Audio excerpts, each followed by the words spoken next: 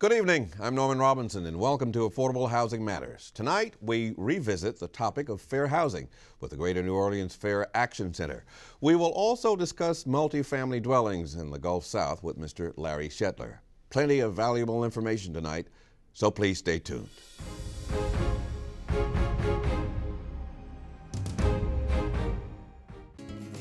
New Orleans' own WRBH 88.3 FM turns the written word into the spoken word 24 hours a day. WRBH provides its blind and print handicapped listeners with exciting programs that not only inform but entertain. It's the only full-time reading service on the FM dial in the entire United States and provides a variety of programs including newspapers, magazines, local event listings, grocery store ads, and both fiction and non-fiction books. For more information, please call 504-899-1144 or go online at wrbh.org.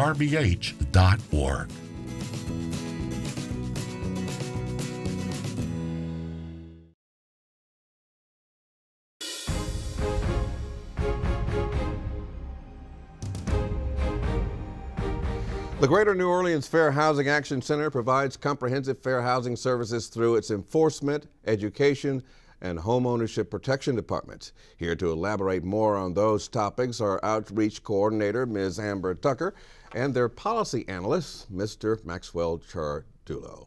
Thank you both for being here. Thanks for having us. Well, you're quite welcome. Let's start with you, Ms. Tucker. What is fair housing and why is that important? So fair housing, at the Fair Housing Center, we do protection for the Fair Housing Act. And the Fair Housing Act just protects you against discrimination based on your race, color, national origin, as well as religion, disability, gender, or family status. And family status is like whether or not you have children, how many children, and it includes being pregnant as well. Really? So people are discriminated on the basis of how many children they have? And on the basis of whether or not they happen to be pregnant? How does that work? I mean, I think a lot of people don't necessarily want children in their houses because they have an idea that, children might damage property. If you can see a woman is expecting a child, maybe at some point, the child might grow up and also be a cause for that damage. I can't quite say why someone would want to discriminate a pregnant woman. But it happens. But it does happen. But it does happen. How does someone know, say I come to you and I feel like I'm being discriminated against, how do I prove my case? So we have we have an investigating team, and we have a great team that does it. Maybe Max can say more about that. Yeah, so we have lawyers on staff and other folks who will help investigate. I think the key is that, like you were suggesting, a lot of times folks don't know exactly whether or not they're being discriminated against. It's a hard thing to tell. And so, part of Amber's job is also sort of working with folks and teaching them about exactly what that looks like. So maybe you can say more about that. Yeah, tell me about how you would teach somebody what to look for. So it can be hard to recognize it because most people, they know that it's illegal or at least socially unacceptable. So usually they don't come right out and say it, like we don't want a pregnant woman here, we don't rent to Black people. It's usually like covert. So it really is important to, number one, just make sure that you know your rights and trust your instincts. Because it's not always obvious. To give a personal example, once my mother went to look at an apartment, and in the apartment complex she got there, and the woman said, you can't live here if your car has rust on it. And so things like that, like maybe the application process seems a little strange, or suddenly got really difficult, or maybe they ran out of applications as soon as you got there, or they had units when you were on the phone and now they don't. Things like that, the subtleties, really trust your instincts. It often looks like bad customer service. One of our clients said, I just thought the landlord didn't like us, and she's a wonderful person, very likable. But she was like, I think he just didn't like us that much. And we looked into that and found out it was indeed discrimination. So, Mr. Chardulo, how does one go about investigating this? say you were put in charge as an analyst to investigate this particular complaint or suspicion?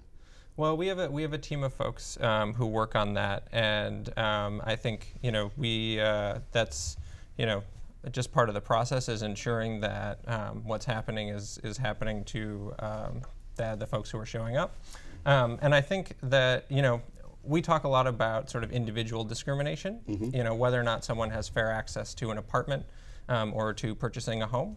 But some of the work that I'm doing is also sort of zooming out a little bit and thinking about whether or not someone's neighborhood actually has a fair shot at success. And so one of the things that we've been seeing recently, especially since the storm, and folks may have seen some news coverage about it, is just the fact that in New Orleans there are a lot of long-term residents. Oftentimes it's our musicians and culture bearers, the folks who really make New Orleans great and really sort of drive our economy, and in a lot of ways are struggling to stay. So how do you go about remedy for their particular problem? It's a good question, and I think really what we've seen is this is part and parcel with sort of the trend since the storm, which is that it was an unequal recovery, and I think the statistics bear that out. And so one of the tools that we have to help with that is a new regulation from the Obama administration, and it's a fair housing regulation, and it's really designed to create more opportunity in all neighborhoods. And when we say opportunity, what we're really talking about is the assets and the amenities that make neighborhoods great. So things like access to jobs, access to education, lower crime rates, parks, grocery stores, these sort of things that really make a neighborhood strong and ensure that the folks who live there have successful outcomes. And so this is the piece where we talk about really, does your neighborhood have a fair shot? Does it have access to these pieces? And so what the Obama administration rules do is they direct local governments to really try and balance that out. So in a neighborhood where there's already access to jobs, there's already transit, there's already grocery stores, maybe the solution there is ensuring that the money that goes there actually creates homes that are affordable so that everyone has opportunity to a neighborhood like that. Isn't that a big challenge in a city like New Orleans, which Certainly seems to be on the uptick in terms of attracting upwardly mobile people, while salaries are stagnated and opportunities are limited?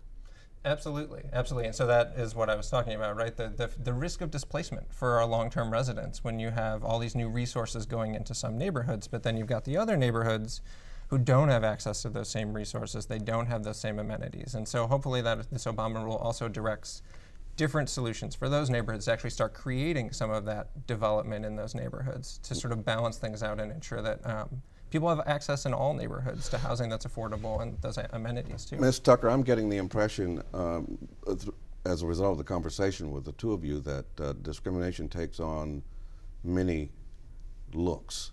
It can take on many shapes and characteristics. What are some of the characteristics that you're finding in the New Orleans area? You mean just like, I'm sorry, can you? Just how does it manifest itself? How does it appear currently to somebody who's trying to get into a neighborhood or a housing development where the environment or the landlord or the owners might not be so receptive? Right. I think one of the trickiest parts is that sometimes it can be really difficult to tell. And so I do think a lot of times it just seems like bad customer service, similarly to some of the stories I gave earlier. But I think you just have to kind of trust your instincts. Like if you feel like you're being treated differently because of who you are, what you look like, trust that instinct. Now, when it comes to complaints, how does one go about filing a complaint when they feel like they've been discriminated against? Right. Just call us. Our number is 877-445-2100, and we'll take you through that whole process. Okay, so what is the process? Walk me through the process. I call you and I tell you, I'm Norman Robinson and I was looking for an apartment and I think there's something fishy going on because of the way I was treated. What can you do for me? Well, we would pass you on to our team of lawyers, and we would do an investigation then, and then if we found discrimination, we would proceed. Hopefully, we could get a resolution, because we really do want, our biggest goal is to end discrimination, so we want the landlord to be educated about how, they can make sure that they're treating everybody clearly and fairly. And Mr.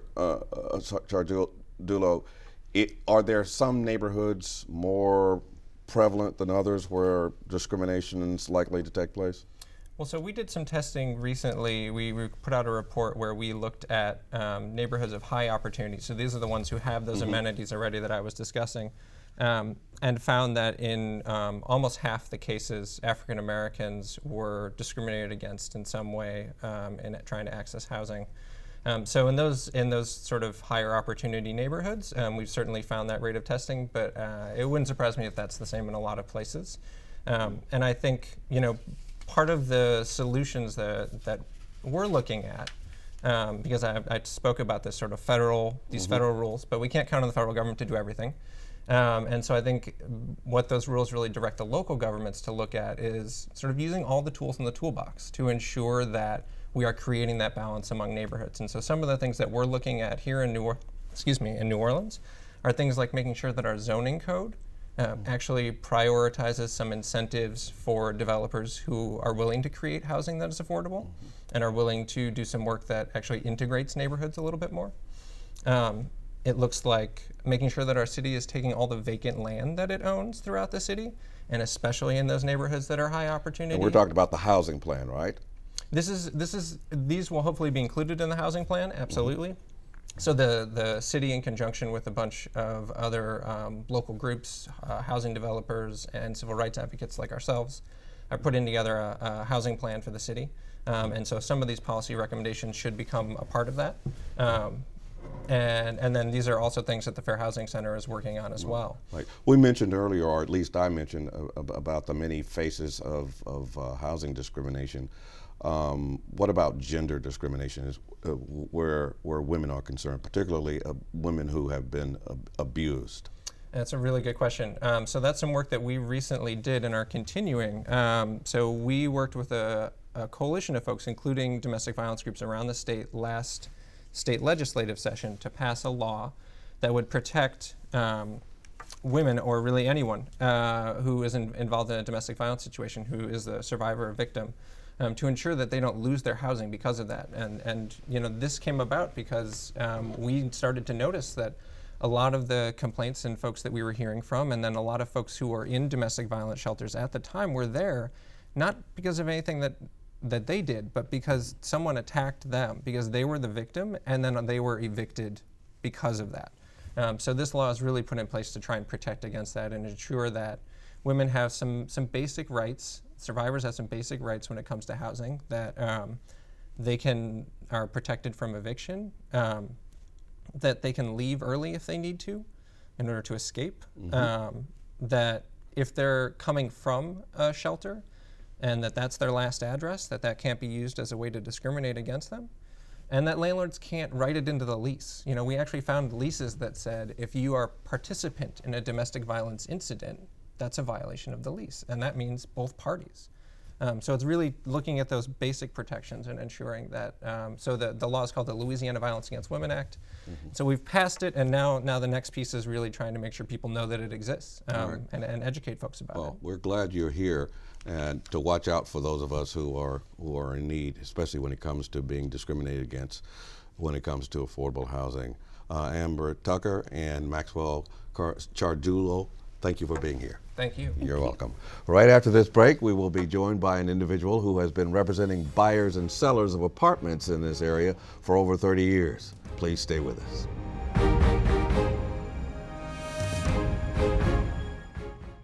Nightly Business Report. A new team, new editorial resources around the globe. Chaos here continues. The same objective, insightful analysis of the top business news of the day. For the Nightly Business Report, I'm John Ford. Every weeknight, a half-hour wrap-up of complete market coverage. With the business and economic stories that are crucial to you. Television's longest-running business program. Nightly Business Report. weeknights at 5:30 p.m. on WLAE.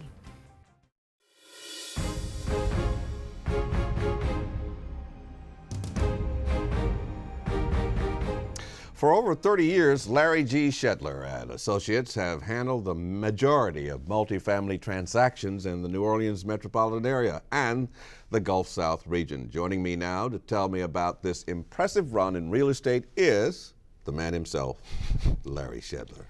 Thank you so much, Norman. Appreciate you having me here. Of course, you're welcome. What is, from your perspective, the major challenge to affordable housing in this region? New Orleans has some very unique circumstances to affordable housing that you don't typically find in other areas.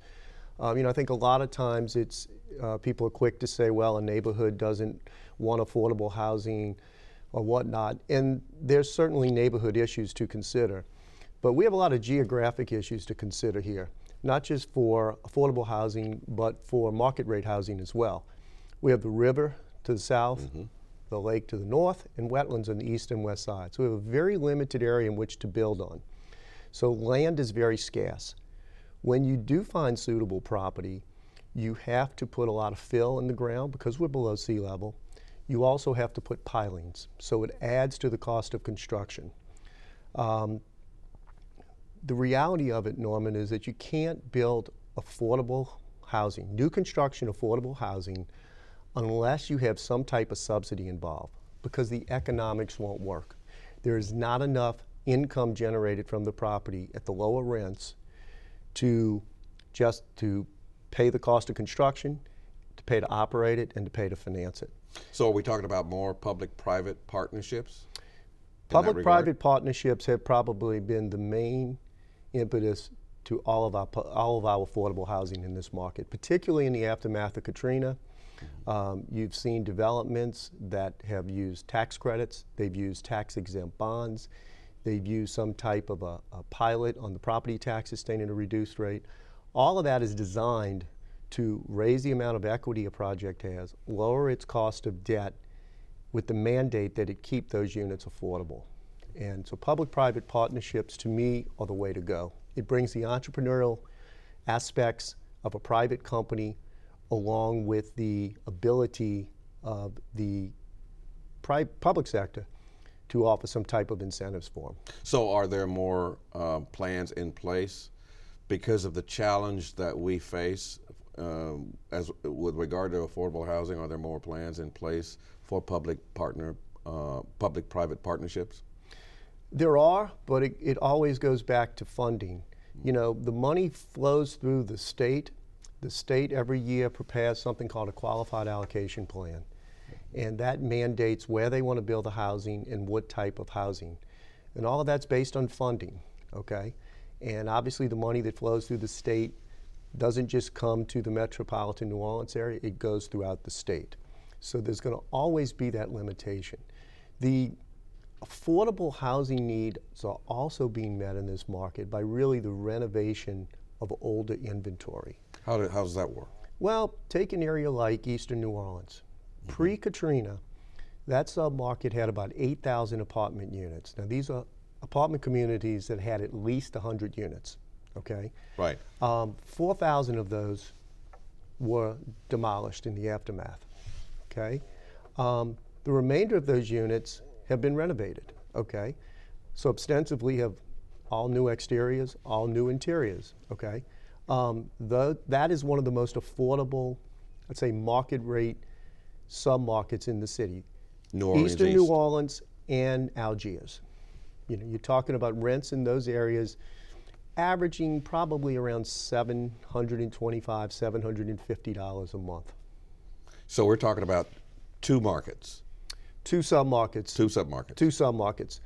On top of that... That's pretty limiting, isn't it? Well, it's limiting if you look at, that's where the older inventory exists. But let's now look at where the newer inventory exists. Okay. All of a sudden, after Katrina, you've seen a lot of developments come up in Central City. Okay. The Preserve, the Crescent Club, all those projects that were done along the Tulane Avenue corridor. Several developments. All of those are mixed income communities. And mixed income is basically a hybrid between a 100% affordable project and 100% market rate. So they're given advantageous financing, but they have to agree to set aside a certain number of units for an extended period of time to individuals and families making under a certain level.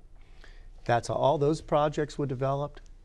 And most of the projects downtown in the aftermath of Katrina, the Hibernia building, several of those projects, most of them have an affordability component to them. So I think the affordable housing market expanded in that direction too.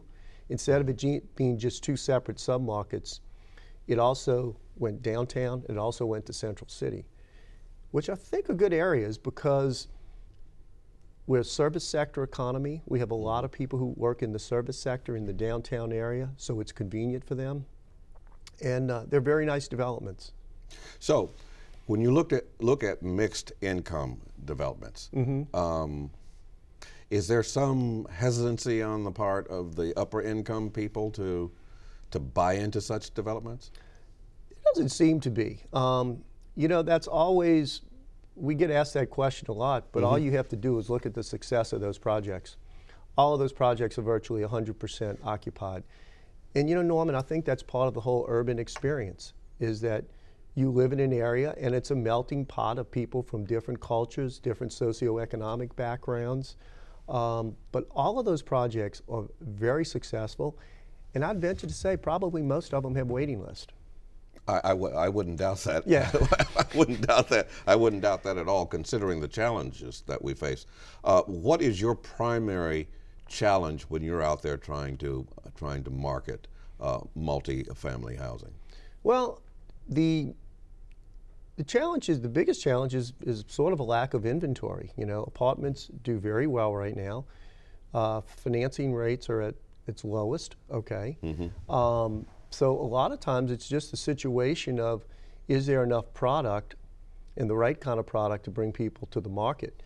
What I have found through the years is that in the past, you know, we had to be somewhat of I felt like an ambassador to the Chamber of Commerce because I'd have to sell New Orleans quite a bit. You really should come to New Orleans. This is why you should be in this market. Right. I have to do virtually none of that anymore. I mean, why is that? Because there's a buzz about New Orleans now. I think we've come a long way.